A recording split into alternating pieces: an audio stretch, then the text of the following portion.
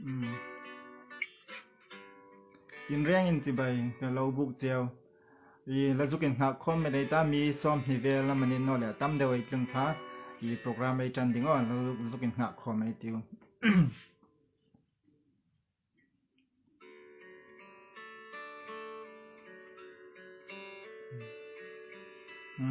หงจอยไปอุ่นละ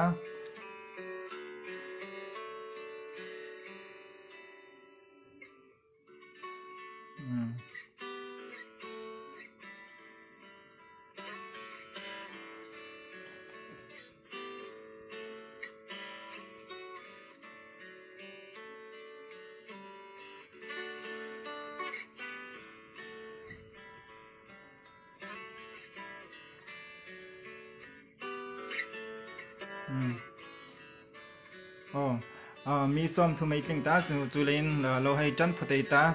บริษัทไอ้โปรแกรมมิ่งเราให้จันไอ้ตาที่โปรแกรมให้จุนักกิเลเอ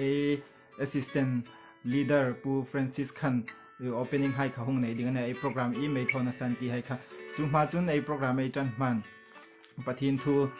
ทีมนั่นแหละจงใจนะหุ่นห้องนะห้องในก็ได้จุนปูฟรานซิสคาร์ลอนริงซินนะปูฟรานซิสคันหุ่นห้องนะยามาปะทินทูเราง่ายทางไอติวเฮบไรบุงซอมปทุมจางซอมปัสรีนั่นแหละซอมจางสรีนั่นแหละจางรินักฮะอินโฮตูไฮปะทินทูเราชิลตูไฮเจ้าข้าศึกจิงอุนลาอนุมดานาทิลราสุขไฮไงตูอินอันริงดานเอ็นตอนเรายิสุคริสต์จูจานิเลวอยซุนเลคุมคูอินอปางไงจิงันนี่ปะทินในเรื่องไอตาดินมัลมิซอมเปกโรเซตุนจงใจนะหงในก็ตาจูจาวจุนปูฟรานซิสคาร์ลอนริงซินละหุ่นห้องนะไฮค่ะอันนี้ดิ่งนี่รอเซปะทินกูมาเราให้จงใจเต็มลุงสิบนั่นแหละมังไงนะสิบกันปะทินลปานังมันวอยจานฮีโปรแกรมลปา PYF มูลหอยอิน Instagram เฟซเลงาไลฟ์โปรแกรมบุตรใส่ดิ่งลปานังมันกันรีรุงจุอัตตะกินิมเฮนลุงติระวอยจานลปานังมันฮิงซาเดลไฮจุงจุนลปาฮิไลโปรแกรมมาทางไทยดิ่งมิซิมเลนทัดเต็งกูลอมทุกกองเรียลเจฮีกันโปรแกรมมีการจันนันทกันตบฉันนังมันมีอุปุยละหุ่นในตัวดิ่งให้ปูปูขมันจันโบให้ชัดตะกาทอเทเสียงดิ่งมัลมิสอนเปียกดิ่งจงให้ปูตุสันนำตัวลไปสู่คริสต์มิงกองนิเจอาเมน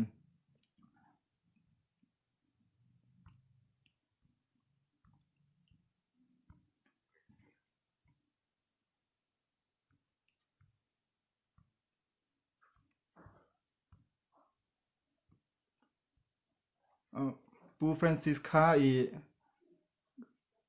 request ค่าaccept เทนว่าอีมันนี่จุก ending ซิมทัดดิ่งตูลมจนอีrequest เทนนี่จน request ซินละ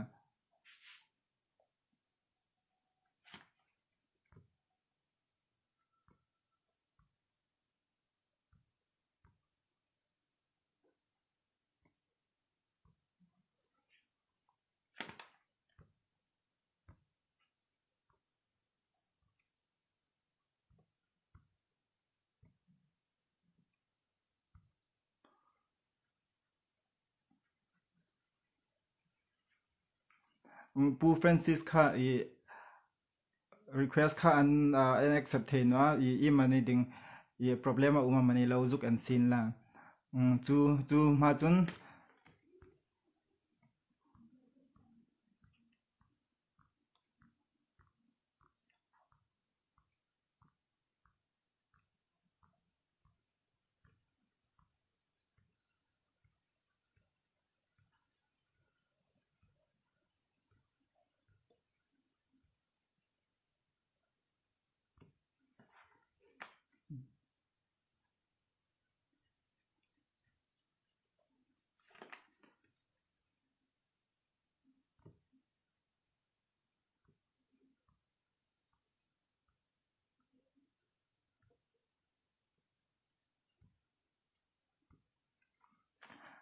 ปูฟรานซิสค่าอี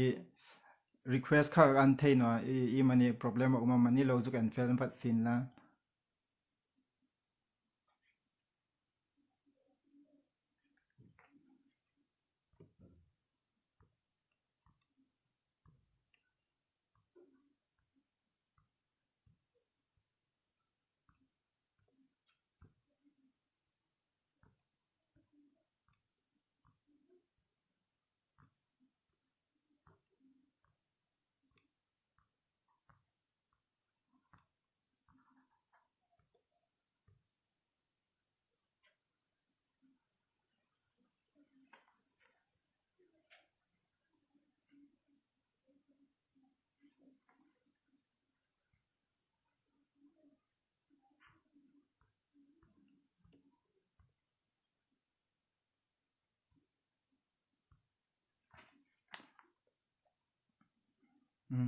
Milo zu kreatimun la preferences kha I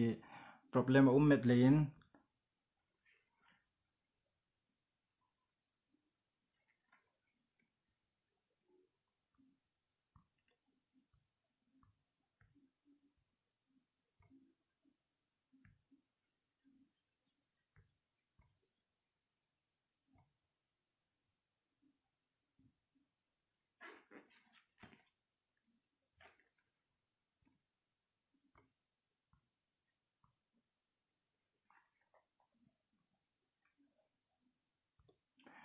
preferences kha I apps kha install that angayal thaya kha lo eboi poisin la chu chu ma chun tlangwal frame kha ahun la dingin hei ko lem ni ro se preferences in kha sung khan Instagram kha mania fel no na uma mani kha lo en sin la tlangwal frame tuin ahun la dingin hei ko le mei ti mo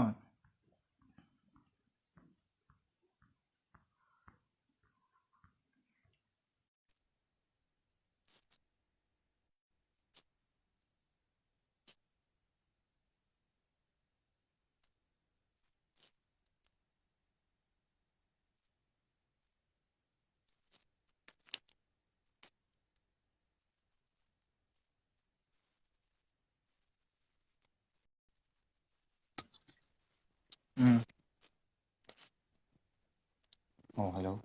Chị oh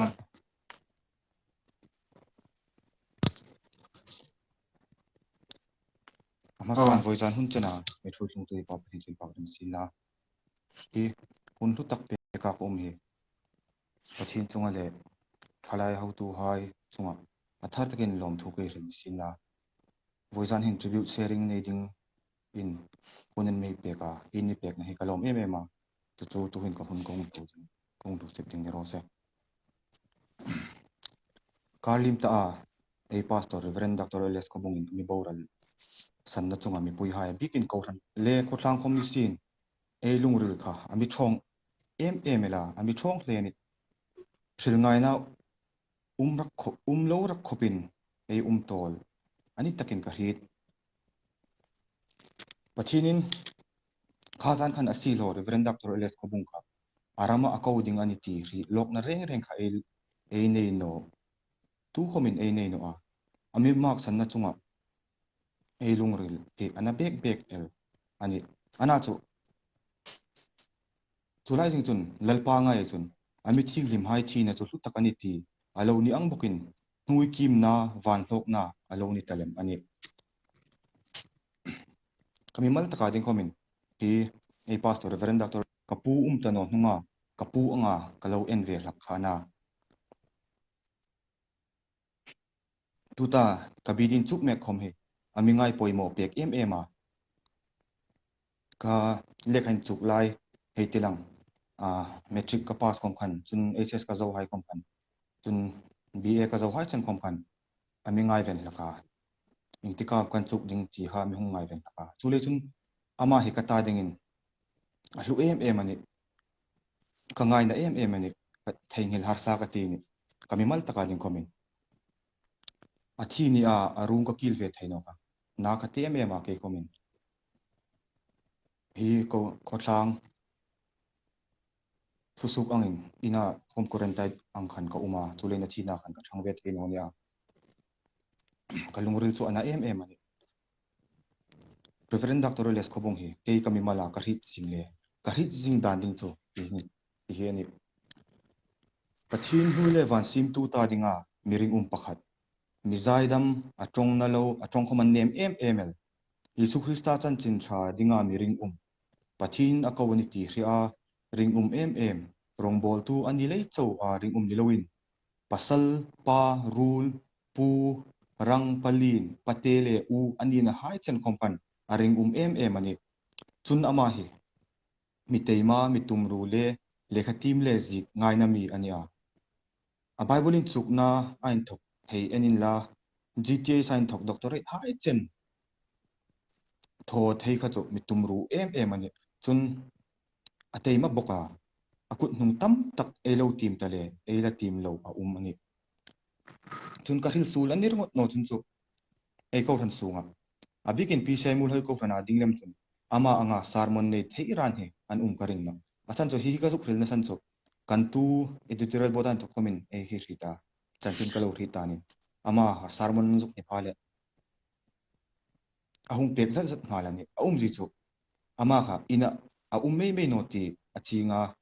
ahun on hai kha sermon zik nan nol bible team na ain hun na mang ti kha e hi ri thea chule chona man kin chu ding tam takai ne ti hi boisunin ama tano sin la khom ami pui amak san hai ko hai khom ne nin la hotlang khom nin la e he e he lu sak e he no ma aman thain chu ding ne hai chen chu kin la ti chu he no ma ni reverend dr les khobung hi dan ngai poimo mi ania inkut chang tingin bible choyun la inkut voitingin dan bu choi ro ati hilani dan hi mi hrim sim thatu ani ti a hi ama mi mal e khom soi se na ding awang hle bokani chun hilai bible chang ka hung suk lang no ma tu hin chu eni ta ding chun chu la chin tho khat no sinam ama ta ding chun chin em ani chu bible chang to lo hung suk lang ite korin mi hai ku ma pola le ka thon pakhat na khan bung som pathum chang som pani tu hin chu lim ena ei mu rei rui chau ani naki pha ruk chu in matu in ni tang ati tu hin chu kim lowin ka hrita naki pha ruk chu kim takin hrit kani tak ang bokin kim takin hritang ka ti akha ma ta ding chu tu chu chin te em ding chu na top na taka dingin ama tano sin la khom atak sa ei ni lai tano sin khom ei thu ril hi lo hri tano sin la khom ama chu thari reverend dr les khobung pathinan thoka mangai na neya ko han hai imian kolna ko ran mi pui hai ta dinga thei to pai tong trai na hai I ko le kin u le naw le I thungai poimo tua I thai le thangpui nga ya I thai pathin thu ang taka imian kol le thangpui na po le lom thu kong thil cha pathin thu mi ril na le kan sul na ha ya mi ril le kok lak tu in le lom thu tharin kalong thil che pachen ka hun ka mang thei ro se kalome lo mo tangba le frame chunga sharing thatakela hong ne ya I lo mo uma chun naki khan ne boy met le khan hun hong na kha bu francis kha anei theino a chun tuina lo boy pui jing ei ringa naki le I ma I an man a thei huna mo a thei huna ei hong ko ding ni sin la tu chun tangba ro thing lim kha ala hong join no amani kala juk mu theino a chungani chun tlangwal ro thing lim kha along join no lein tu hin program hai khai hei thlengdang lama tula technical problem hai kom kha thil lom the ni le khan chu lein tu hin tribute musical piece ai khan tribute song kha thole meta tu hin nga van la ngai kha hun la dingin hei coding ni sina hi ka trong sung hin lo hen bu sai sin la chun request kha kong thon ding ni ngeta pu francis kha hun kha atop ting panga sim ding ni sina an lo shit chun Instagram kha version kha upgrade angai ti khanan zika chulein mani zuk lo boy pui sin la atop ting dewa ama hun kha apoimo em lai khan anei ding khan lo in bu sai lem sin la tu hin nungha ba la ngai pe ngai ta chun tlangwa lo thing himom kha thuril zo ting panga ding ni ro se tuin nungha ba la ngai ahun la ding nei hei ko ni ro se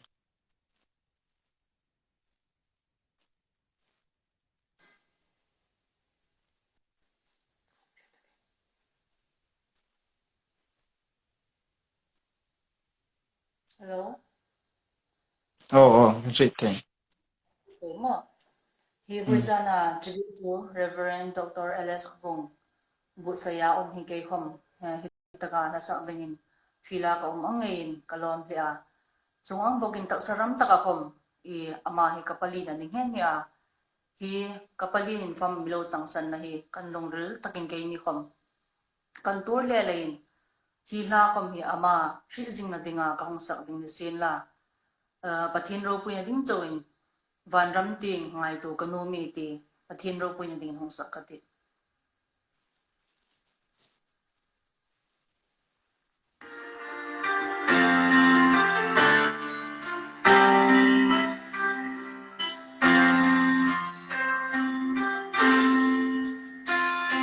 Van ram tingai tu hi ka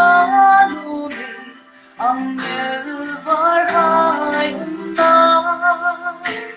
Trịch na rin si na rin nung ke Rung ti hai leng na tu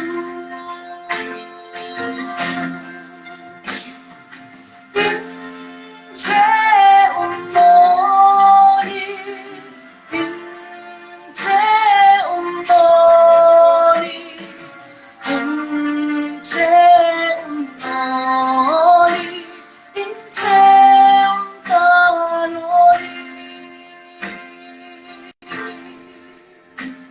One thing I tu hi ka lu mi ka than tu ro re na tu ta ka de na da lo long to lo vi nan rem in che mori in che mori in che mori in che mori Van ram tingai tu hi ka lu vi lo ma in lu na din Rang gan sa con che con lu din sa tu na ren mei tu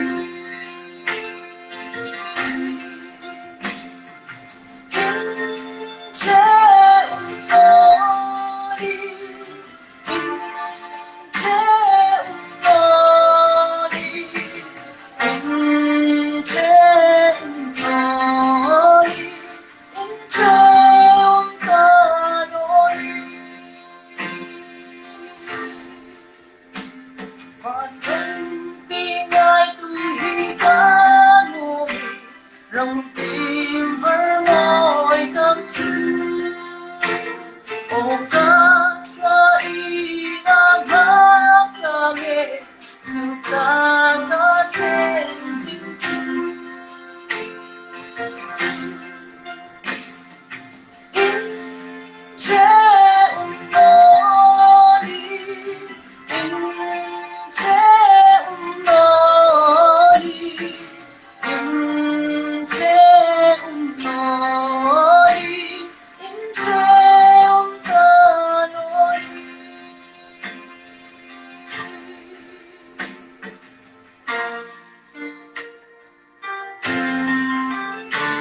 In che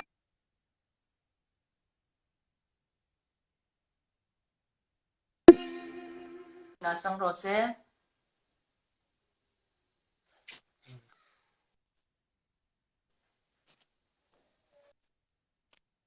ngak ban lo ngai chunga ahun hayong hlu sip theilein lom mai di tak zeda tu hin I tutril na ting tribute message kai ngai thak ding ania pastor reverend Bial Jubilee thang Halloween ring sin la I chu ma chun hi live program ani lein I technical ting pang hai no le network hai ka problem lo thei le ai an tang lak lo da man no le chu network in fuk no le ya I mani loading hai post hai dam kha lo thei ya khang le khan angai thadu hai a thlir tuai khan mi lo hai she thimun la akar la ka hai khan I network in fuk no le ya problem dam kha lo thei ya chu lein khang hai khain mi lo hai shi thi me hei num ni ro se tu hin reverend Jubilee thang ahun la dingin hei coding ani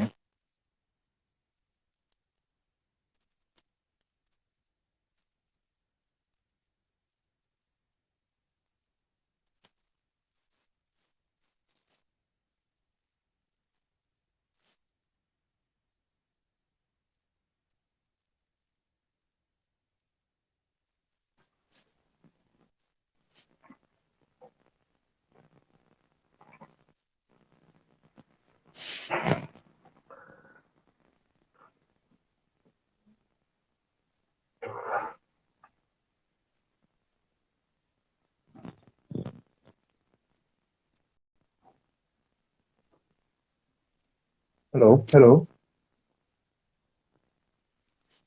kan shi thei karol thi themo shi thei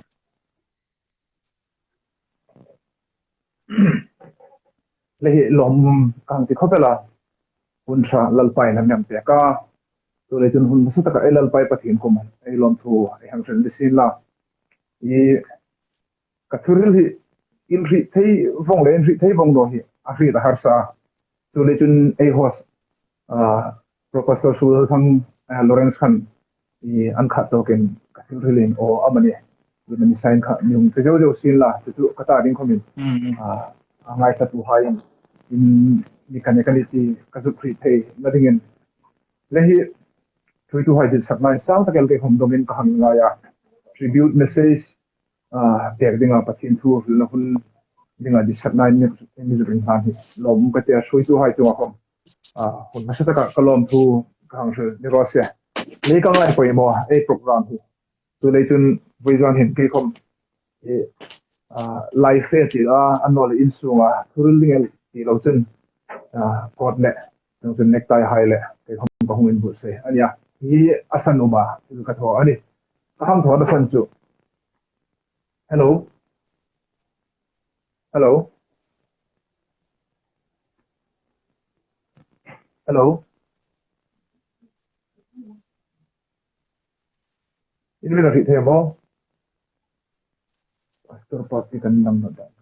lang tho chno ka ba pa in connect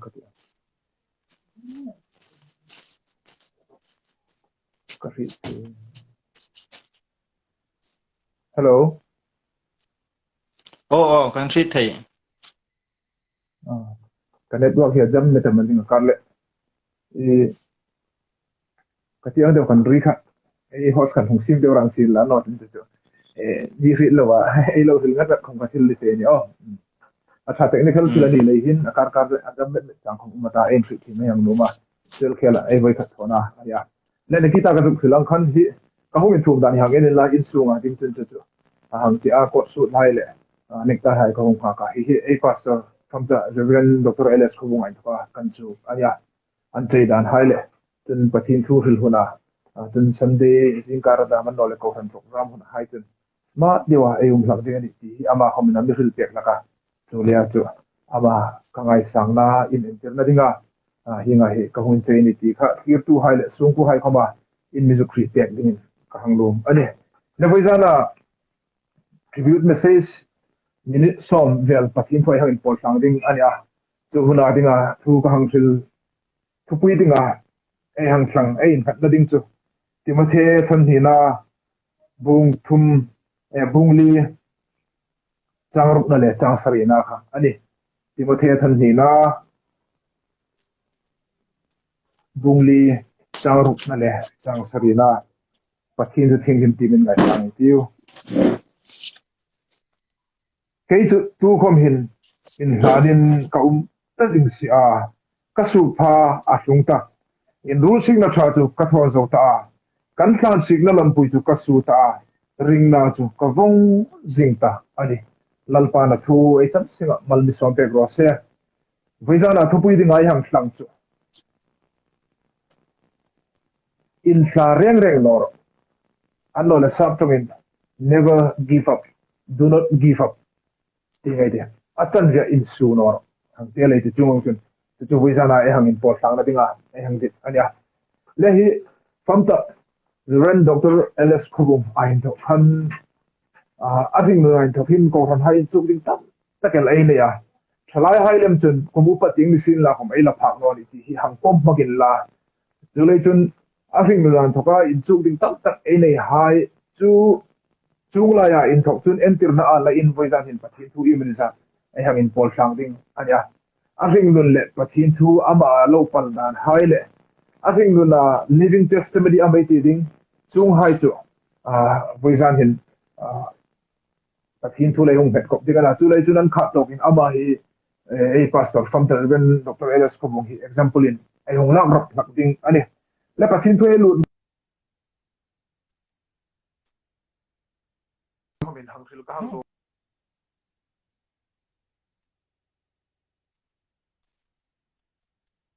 senga atumru zichu khute in thoka school hung chanin chungchun theological education hai hung thaw pe doctorate degree hai chan ahung in zikling ania 12 khela ama hi in chukna education team ngai poi mo mi hi kha ehang rit ehang loma thalai hai khom education team panga balading in amin chuk tir laka chun ke khom personal taka ami hil tek na chun irong bol na he ai suk zau pe tula ai sinot context wa mani he ai clear ding ani no national level at tireta international level hai chen khom ai fesu dingani tin chung hai chu a vision zau si hai kha ami ho lim puina ha ya country thein a laka chun nakita ka duk suk lang zo in cheida smartness hang ti ngai ti ing ti hwam necktie hai necktie le a coat suit le in thu ma chula ti hai hi ama in thoka kai khom kalo in chu ve an estimating in sunday zin kar hai da hin ai lo mula ai hang rega sunday school a thoya ba thoino necktie le hong in thum lak ani mulai hin pastor kan ya to kan khom tam dek ta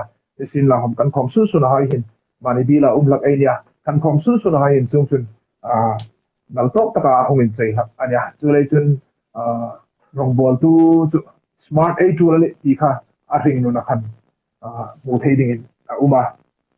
chun thin chikmi takel ania dan khom a hi nel khela thu ai lo real high thu na no le resolution ai la hai khom hi alo in chika chu huna chun chung chun ai tho chu huna chun ai tho la kan ti hai khom kha ama hin alo in chik ne ani chung hai chu lungrela seizing in an kha to kena ma ding hung lam nok ding ania ei chang in na pathin thu ei ngai tlang ding ei thu pui never give up ti kha vision hin hang ngai tlang ding ani le ma to hangin let ding in never give up hang ti hi an let zono in kahita tu le tun sap thonga ni bo kha an kha to kena hung ding ani an no le i mani in flanoro bo zam san noro tho tok ro ti ang zo khamin ai lum chun ai hil thei chu ama ring no na hem mu thei ding le in chu thei ding gok le in chu yang fil lum na san tak ani le timothy thon ni na bungli timothy thon ni na ham tim chun tir ko pola ina hun top ting panga timothy ku ma in fuina ape ania chu le chun a thi ma le ka thon ani le hin tir ko pola khom ya khu sot ani atil zi khai in chu tirna tam takel timothy ape ka chu pastoral epistle 18 rong bol dan dinga an chu tirna dan ilahin mu thei ding a uma 12 khela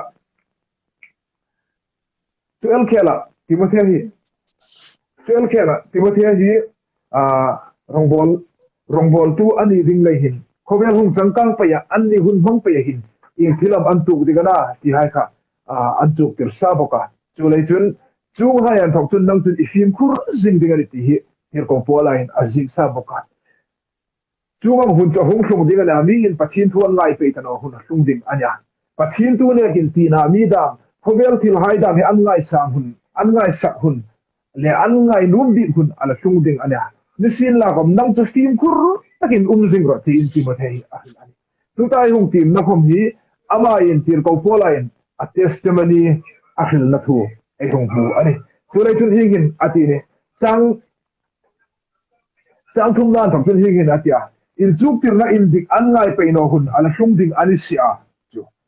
anna hai an zalein an ni dit zo angin in chuk tir tu hai an kuba in khom le man ti anna chu tu tak ting chun sukser an ta tina mi thu ting pang tina mi thu ting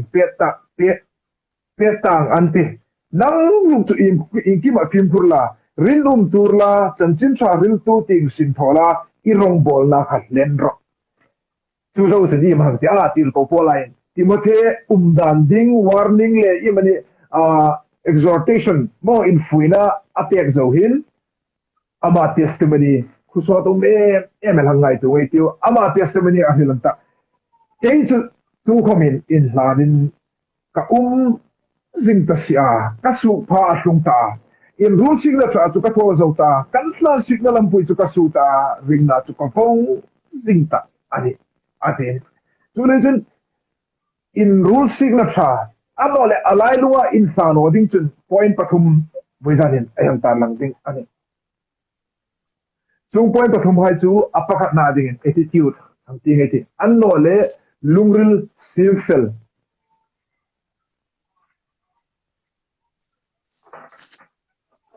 lungrel simfel hang tinge ti example ding hin hang tinge ti in rule sik na ding apoi boy ren chu ai ni thalai chol kar ei mang laka thalai chol kar hun hai hin a intina me keding tula into to individual items ni lo in group items ai hong purta ti lai hai ti lai tin la kum ni kum thum kum li mai kan chu individual items hai tha ai la u ani chu hu na chun flansi anole running race 100 meter 200 meter relay race ti hai tha ai lo thona ka kelem chu loman alatam pol khom karial theine ka lo san han de bo chu ni ngata a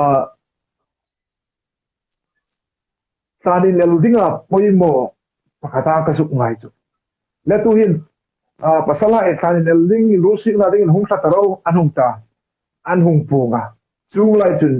group tinan takin ei chung thala kan fila ei chung thla lai hin ni e man za chu home ke chu representative me zukan me ka ti a hung tum e man za anum laka ni e man za chu kai tu lom man lak tum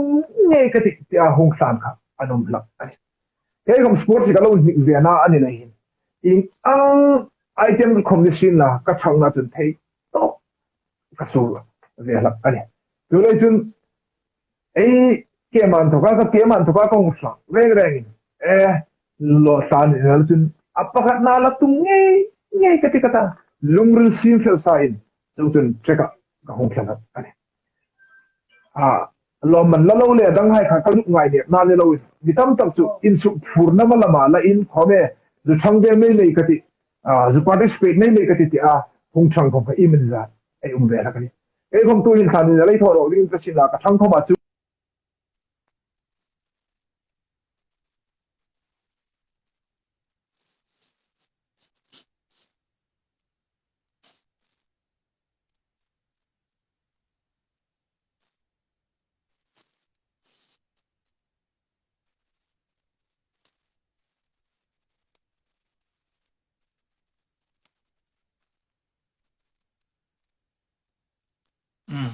Milo se thimula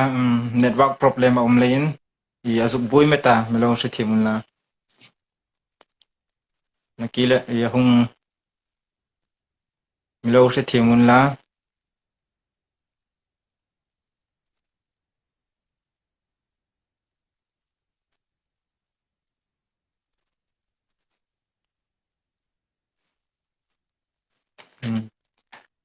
lalo zuk hang long ma data I milo se thimula pastor pa kha a network athathuna anole I request hung thonok sin la thuril kha sun zom dingin mo milo se thimula lo nga kun la chun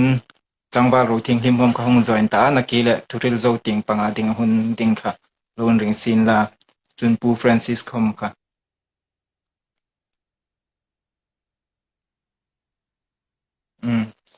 pastor pa ahung zom nok dingan ne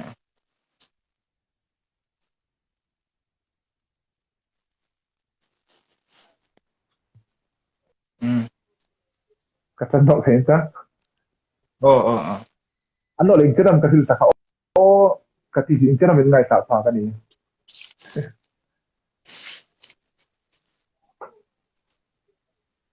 hello I'm shit thayo isun zom nok thayo okay na le ka hang ti ang khan in rule sik na cha zo dinga su dinga poi mo em chu lungrul sim fel ka pho me ka ti chang me ka ti mi la ti re rang chu lom man la dingin an bu sai ngai no ani so lai chun in rule sik na cha isu ding in khan sik na isu ding ani chun chu I tho than mai to ka lungrul sim fel a tu le na poi mo em chu ei pastoran tokin ke khom in chu ding ka hang bo ani ama khom hi athil ama khom hi athil tho tum na ama no le a vision ahin a chim to ni in kang khita relation tawraman thoko school hung chanin theology hai hung tho pen BTS hai hung tho in chun doctorate degree hai chan ahung zo thela he ham tho me ka ti ati a tho su taring thak no ani relation tir ko pola hama in fansig na in rulsig na cha chu ka tho zo ta kan fansig na lampui chu ka su ta ati ring na chu ka vong usiga ati lungril simfel apoi mo apani no na dingin focus hangti ngi ing thila mana ai tho ding hi ai ching atu ni ai ni hi ai mak na tam chu thil hi ai intimate ding i ai ni ki atama min thila lung tho an le hi lo hlinga ti ta chu ai bo no ka min business anung tho an le kai kom business ho bank ka ti lung ren le dang chung chun zon big tum big nei lo hi ai tam ml ani in rule seek na tha soothing chun in plan seek na soothing chun inga mana ka thoding ti ai chi ma tu lan mi a thil thoding a ching pa tan le in hik na khom anei laka ai ni chum school le college kom school hang ka ya metric hang pasa ai thil nu mi chen chun chu chung chun an tho laka hang ta kha ti kha ai bo mur no ka chung chun ta ai bo mur no ka ha kan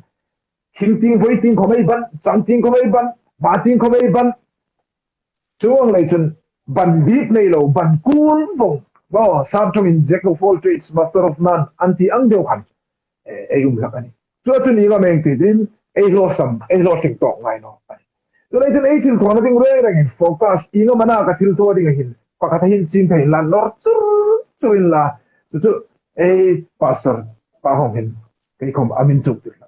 ai thil tu ba ai tho ding hin chim pho te tiu preaching ai tiu ti kha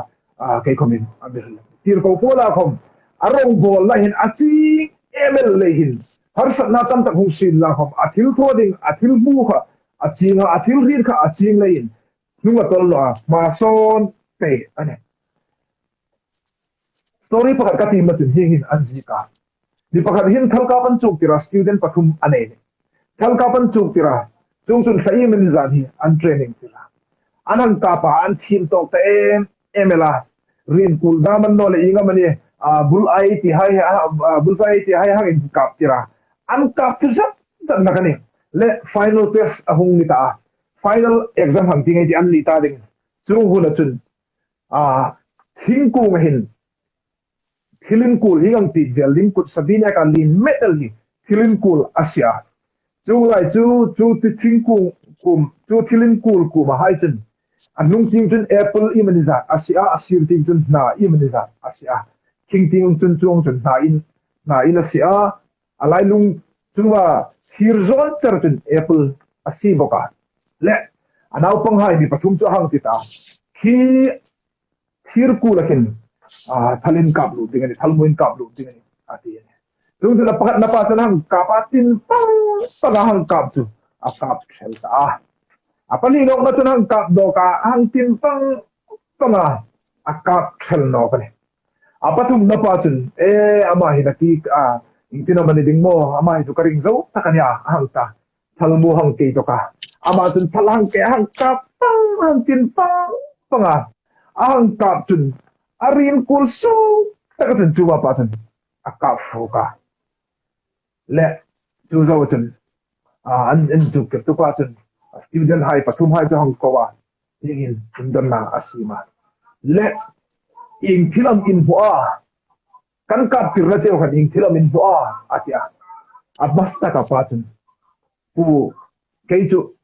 apple rin kul ka boa atia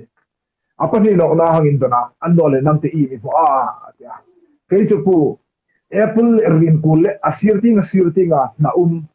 ka boa atia apathum no na pa cha hangin don no ka nang te i ga mi boa atia pu ke chu rin kul char thirin kul char ka boni ati relation atar ge ka hi chinga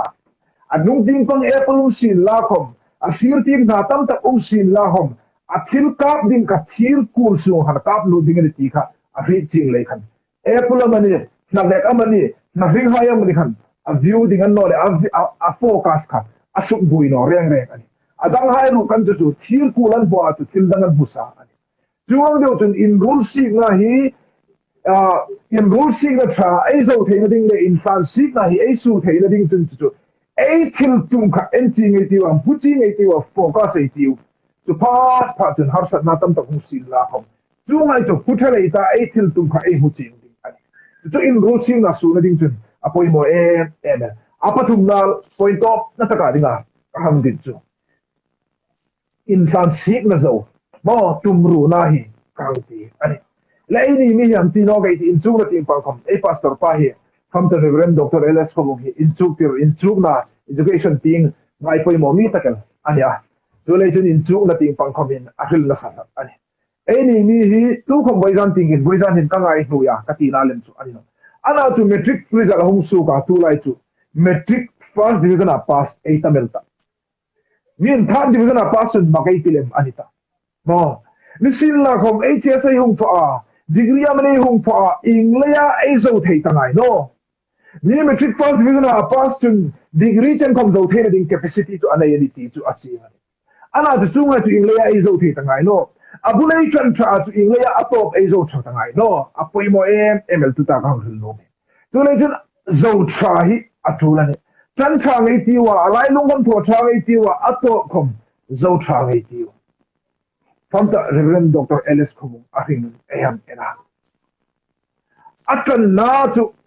thingthlangama school machine la khom. Ato na chu mi lekhatin tak hai khoma ani phaglo doctorate degree inzi khing ani. Zolai chun hilan zi khing nai ol jawa ama khomin abun hlugal chu karing no ani. Kum upan lunga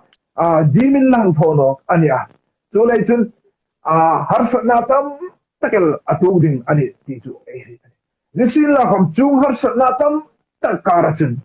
tho chok tho fan tho kha sam lein ama khom anru si na in chung la tim pang khom nisin la arong bol na khom nisin la asu thei ani derisi ti pang yang tim chun zakopin pathira bu na ablim ta Kofi na chan dingan tamin klaro ati azio so kopi ning tinam tam malimi so ba kat in klaro ning changa tulay jan lalpa malimi so ba to tok kati kalape tal dingan ka to tok dingan ni chunun rama mi lu pha patan le alo nge na kani in rule sik na transo ding le in fransik na su ding chun tu i mana en ti chen har sat na tam ta hung thung sin la khom lim na ding tam ta hung thung sin la khom chat na ding tam ta hung thung sin la khom Beital tho ta atop zo tum kha le tulai chun ei tho ta ei chan cha kha athat rising in chune ka poimo tu to cha kha apoimo ne ei chan chaviwa atop ei su zo no tun tu ei la lo sam tho ani itan na lo fudek no sin la khom itop na an phwe be tun sa thubar mo ge ni matia all is well if it ends well ati ni khamo tulai chun ei ni khom in ngai tu ngai tiu ei pastor pa from the Reverend Dr. Ls Khumung khom atan na khotlanga an thingthangrama school nial sin la khom atop na ro chu Senate of Serampur noya doctorate degree bulhu nga ani ama thingthanga in thoka chanpa mana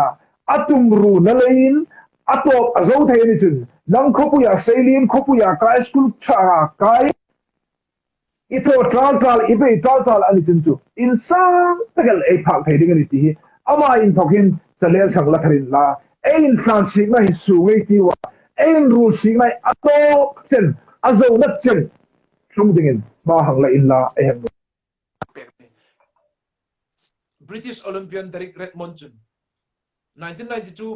Barcelona Olympic au tumin khovel mi pui po in lom man lading in an hlir ani alo hlan ra bok chu ni ngati ama khom chu hang hlan tana hit tam taka chun hit anu khat pe chun lom man hang lak pe semi final la chun 400 meter race ni kang rita ang hlana 150 meter ang hlung chen 150 meter sang hlan chen chun chu ama ting tu honu ama basatak ani mi not khel bong ani mi po in lom man lading in an hlir ani Derek Redmond ni sin la khom treka hang hlan lai tak meter zale som nga vel hang hlan zo chun ake hung bila ahung na pek ta chulai chun chok ati ake an thupin anria trek lai chun ahluni anuga mi po na ma chun hlan khel ta chulai chun medical team hai stretcher anung joy anung hlan phe ama chu stretcher chun anum no ahang in jom tho no ka mi ang in hlan ra thei ta no chu in bai pumin ahlan trok ka chu zo chun mi puyan thokin mi pakata hung suka apain boya lungai no ko iso ni pa ka umandom hi in rule sing na hi ka so puiting chen ya ta apa in Derek Redmond chu akutalaka adara an mantira an pani in Derek Redmond le apa chu mi in finishing line an zota a alo man lading hai an lo la ta ana chu in chom pumin in by pumin finishing line chu an pan ani mi pui stadium a singruk le sanga 65,000 crowd min an clear chupa divya life alo en tu hai an clear chupa chung chun mi training ingtika man hlungding an ta ngak la em in an clear Derek Redmond le apa chu finishing line ting an para finishing line an hlung tom tak chun apa nan hla boya hi in rule sig na hi zawro ata chung chun finishing line a hang hlung chun lo man apakat na la pathum apakat na pani na pathum na la ding ha in lo man an lo la ta nisin la khom Derek Redmond chu in by pumin in job pumin dam ti in finishing line hang hlung chu stadium a po mi singruk le sanga TV alo and two lifetime tak nui telin an zaku daman lipa an flek hai daman vora van tingan an vora chung chun standing ovation ti sa phanan ngai sa an ngai sang em ngir puma kutin ben pekha mi po stadium a mi singruk le sanga an ngira ato taka hlungpa ta dingin kutan ben ani voisun him 1992 Barcelona Olympica 400 meter race apakat na tuina malaka silver medal tuina malaka bronze medal tuina malaka khobelina hit phak na nang le kai khomi nei hit phak na nisin la khom ato taka hlungpa Derek Redmond ru chu khobelin ala theigel lozing ani ing leyam lama alo hlu phala alo in lim pala nisin la khom he did not give up he never gave up July chunan kha chung na ama cho tho ka finishing line ahlunga chu thil tho chu in rule signa finishing line ahlungna chu khovelin voisunin ala theigil losing ani July chun nang le kai khom ei thil tho na ei rong bol na ei ni tin nun kal choi na ei chuk na hin in bai chang umati lim chang umati nisin la khom in rule signa tha zo ding le in khan signa su ding chun i limani khoma in chom tok ilo tan thei tanoli khoma in by pumin finishing line atop na chu zo tum ha hangkhil lo gai ti famta Reverend Dr. LS khomo an chu na hin voitam takel limatu ani voitam takel harsat na atu kani nisin la khom he did not give up tumru takena thil tho ding ka ri chinga alungril asim pela chule jun in by pum khom nisin la trok tal fan tin ma asona chung chun in chung na ting pangkhom ni rose athil tum chu azo ani rong bol la khom ni rose athil tum azowa chung chun in sung en kol na khom ni rose athil tum azo ni voisuni na ma khom testimony hil ding ni sin la in rule sig na tha chu ka tho zo ta kan khan sig na lam pui chu kasu ta ring na chu ka vong zinga ti testimony hi ahil ve ka ring ngai ani nang le kai khom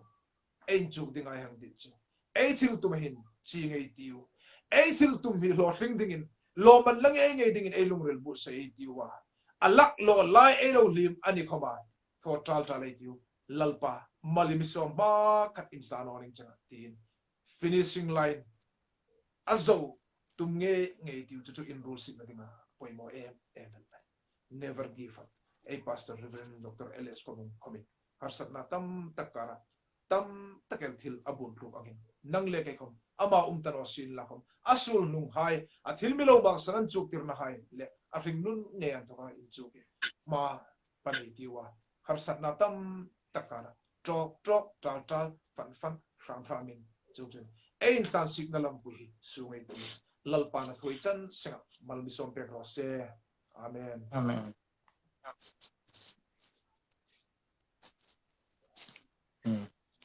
lo mom pastor Jubilee chunga thu chata kamung shil pelein achungai lom thoi shil ni sin la tu hin e naki khan nei shil tang khana karala technical problem hai network problem hai dei khan e karla khan ru boi met sin na kham chata ke nong shil no thya chun tuin e item pa ni e la he na ya hi zo hin e tlangba ro thing him kha e alo a join thai ta chun tlangba ro thing him kha tu hin tribute musical piece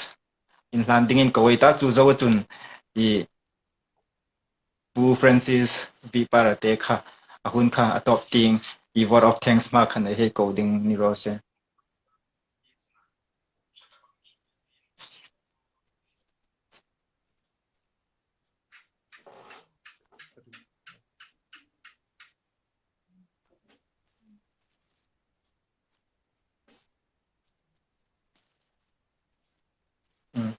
tlang ba ro thing lim kha thế ya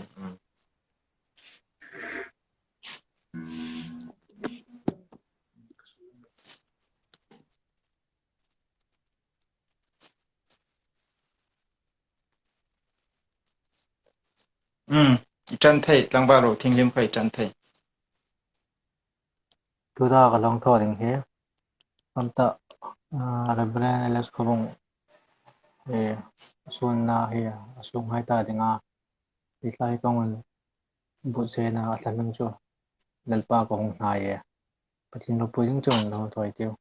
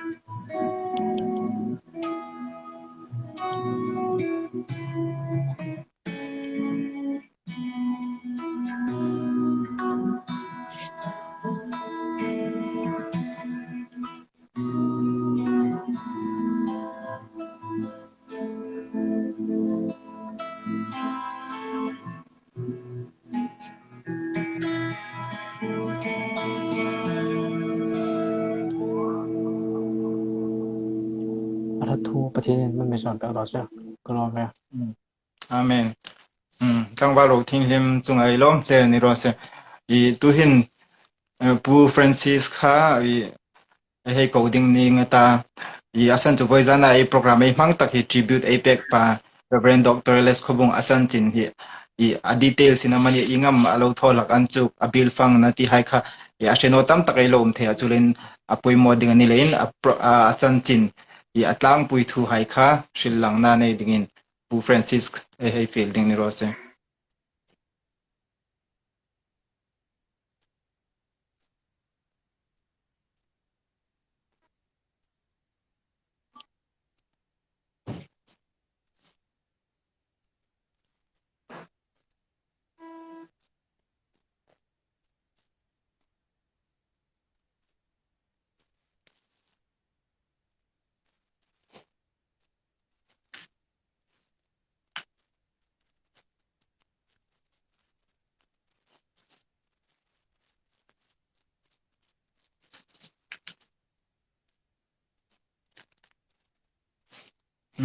tlang ba lo thing lim kha leave low leave sin na ma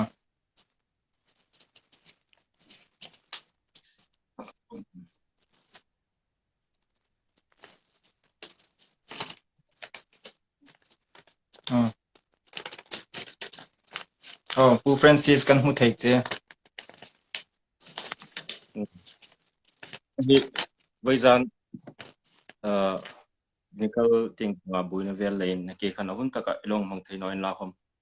hun top ting pang hun hai irang mang thei lom ka ti lela với gian hen chun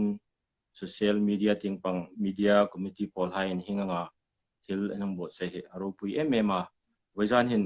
ei rit singa manilai April tarik ni som thum fam lo changta Reverend Dr. LS KHAWBUNG thalai in ngai nat zile ngai nat na NP 9 wezan hin ama mingin ama chan polin unhai hang pang he aro pui kang ti tak zeta le chan chin thlang pui lo ngai tlein la Reverend Dr. LS KHAWBUNG chin thlang pui lo ngai thlangai che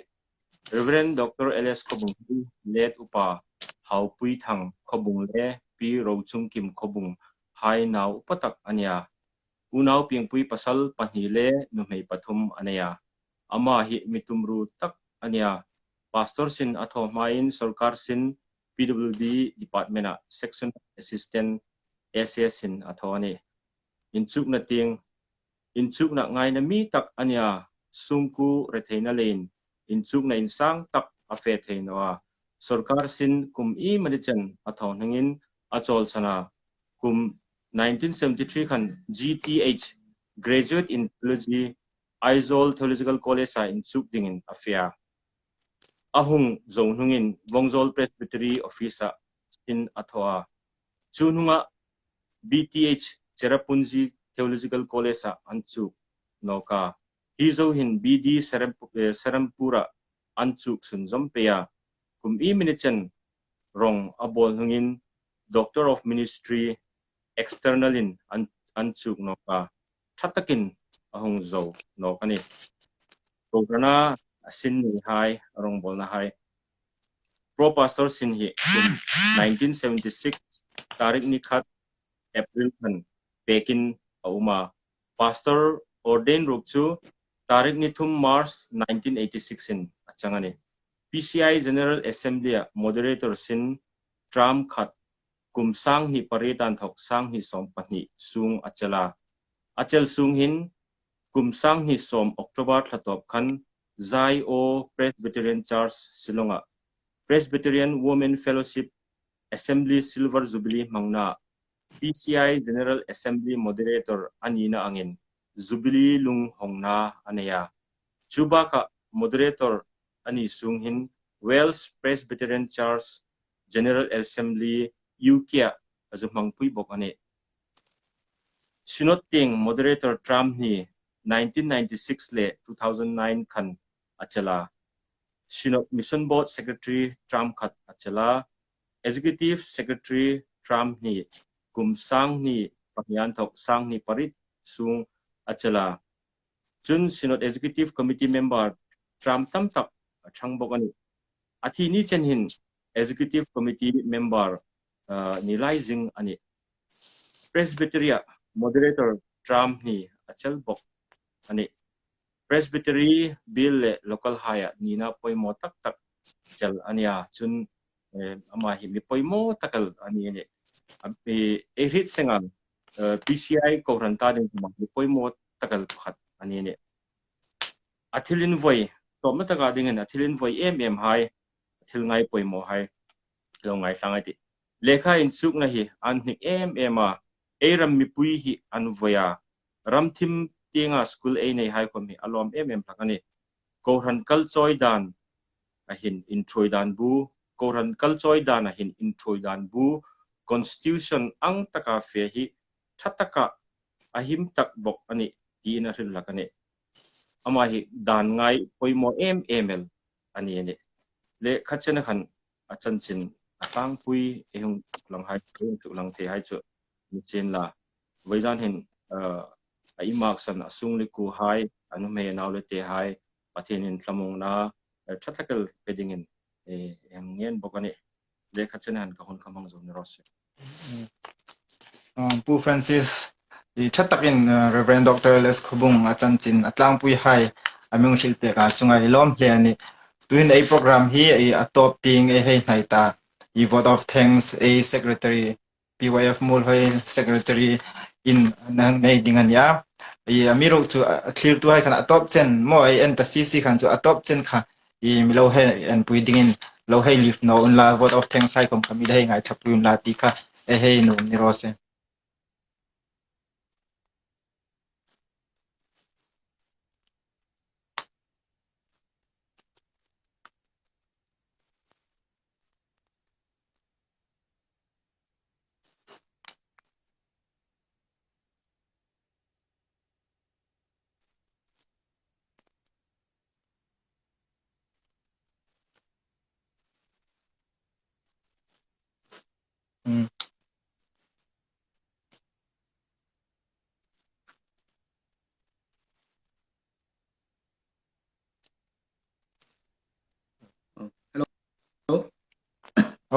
Wait thay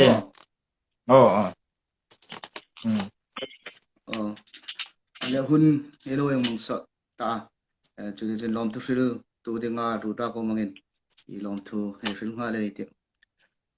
hun masa taka yang program hello ai sim angin ya hun taka ya mi thui lung tu ai pa pathin chu ai lom tu chunga yang thun mas tak ni sin la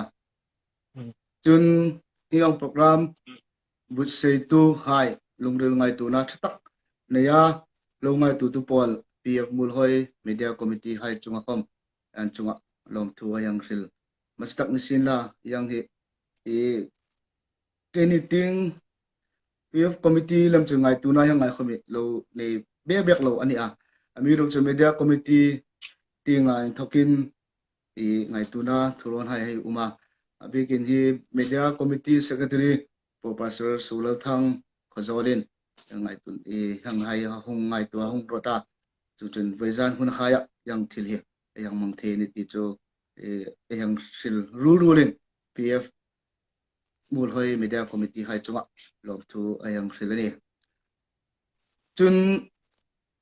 vejana hiang hun yang mang lesan hi yang hrisanga famta Reverend Dr. Les Khobung un lo taka fam amelo changsan na thung chung thua ba ka Vezan hun hain ini airam sunga hiang na hi hai umno sin la cho bibuk thilim hai in comment hiang hun ser hai cho ayang mang ayang ringa amiro ga cho leng hi hai in leng lin sarkar thusu ba ka khusung le oran haya thusu khai hai sima chule chin bibuk thilim hai nei thilo yang uma chun chun Instagram haya live in hiang tribute sun puina ai ngai na tin tina tia yang manglamani ti khayang hrisanga hiang huna hain luma athu thuril tu hai he root el kha anino a asuk puihlung tu pakhat chu vezana la lo hir tu hai mani sin nei no angala uma chungai khom chu maksena lo hir tu hai popole a yang suk puihling thela ro theng the ni ti kha ayang thil no ma terjin vezana la ya kung clear tu hai popo chunga atharin lom thu ayang khila chu khela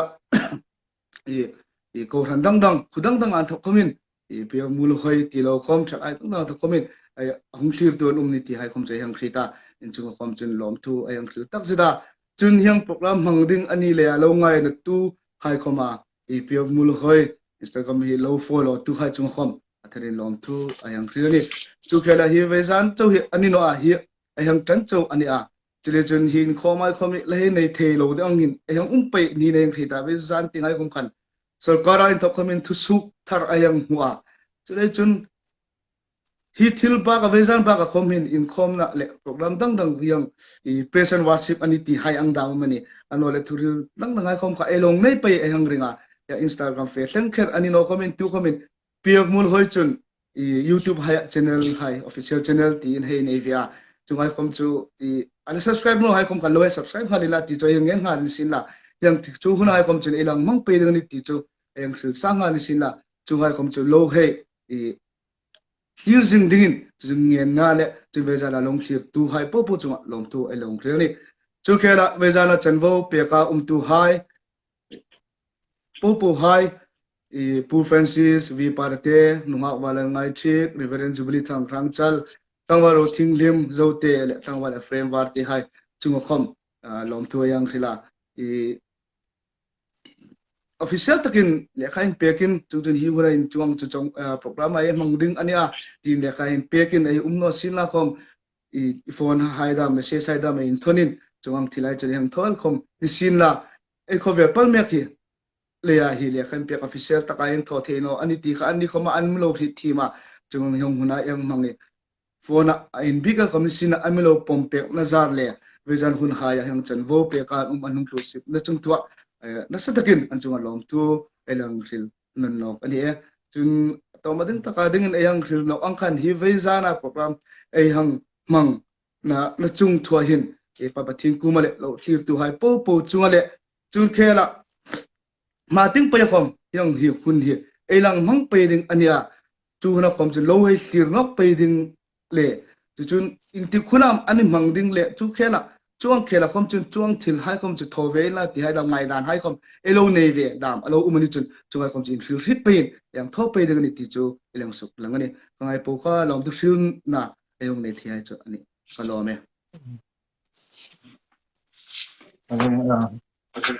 Tuhan Muolhoi PYF Secretary an thokin lom tu shil na hei ngai thaka